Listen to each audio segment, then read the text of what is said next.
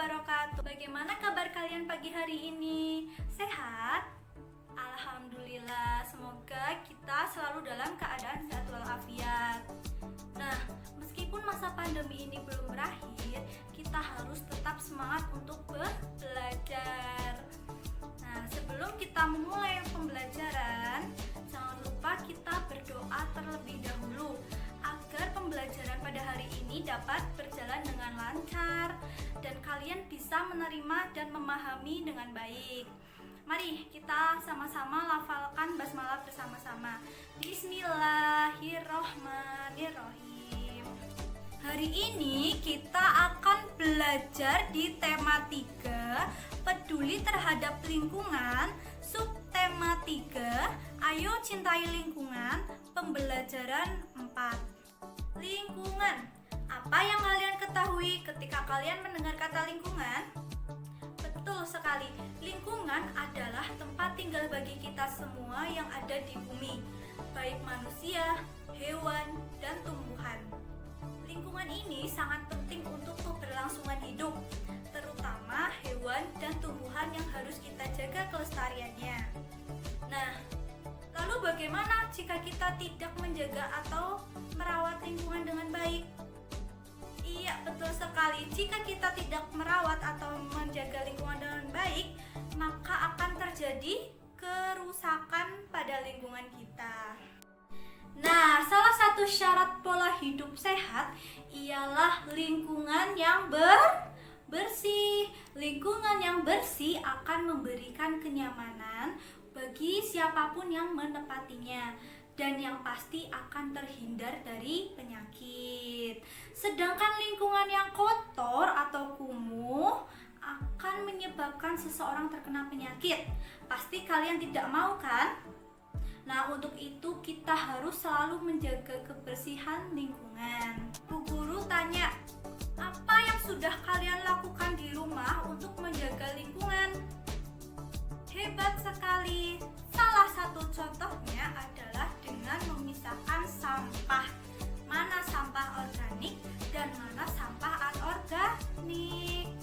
Sampah organik atau sampah yang berasal dari sisa-sisa makhluk hidup nanti ditampung ke dalam lubang, kemudian akan dimanfaatkan sebagai pupuk kompos.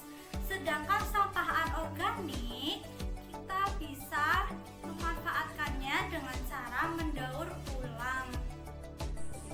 Sekarang kita amati gambarnya. Gambar yang pertama.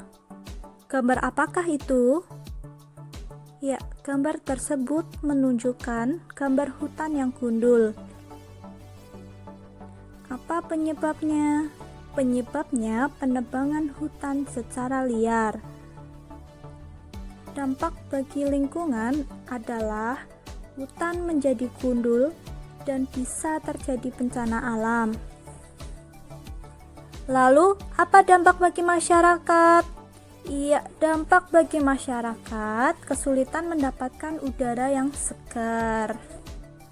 Apa yang dilakukan supaya hal ini tidak terjadi? Lakukan tebang pilih dan tebang tanam agar kelestarian hutan tetap terjaga.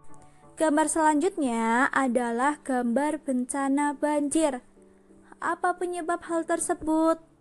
Penyebabnya yaitu hutan gundul, penyempitan aliran sungai, dan kurangnya daerah resapan air. Dampak bagi lingkungan diantaranya pencemaran lingkungan serta rusaknya sarana dan prasarana umum. Adapun dampak bagi masyarakat yaitu sulit mendapatkan air bersih, gangguan kesehatan, aktivitas terhambat, serta mendapatkan kerugian ekonomi. Lalu, apa yang harus dilakukan supaya hal ini tidak terjadi? Sebaiknya tidak membuang sampah sembarangan, tidak membangun rumah di tepi sungai, dan turut melakukan reboisasi. Gambar berikutnya adalah gambar bencana tanah longsor. Apa penyebab hal tersebut? Hal tersebut disebabkan karena hutan yang gundul. Dampak bagi lingkungan adalah kerusakan lingkungan seperti kerusakan bangunan, kerusakan lahan pertanian, perkebunan, dan memutus jalur transportasi. Kemudian dampak bagi masyarakat, di antaranya kerugian ekonomi serta adanya korban jiwa. Lalu, apa yang harus dilakukan agar hal tersebut tidak terjadi? Iya, sebaiknya tidak menebang pohon sembarangan dan tidak membangun rumah persis di bawah lereng atau tebing.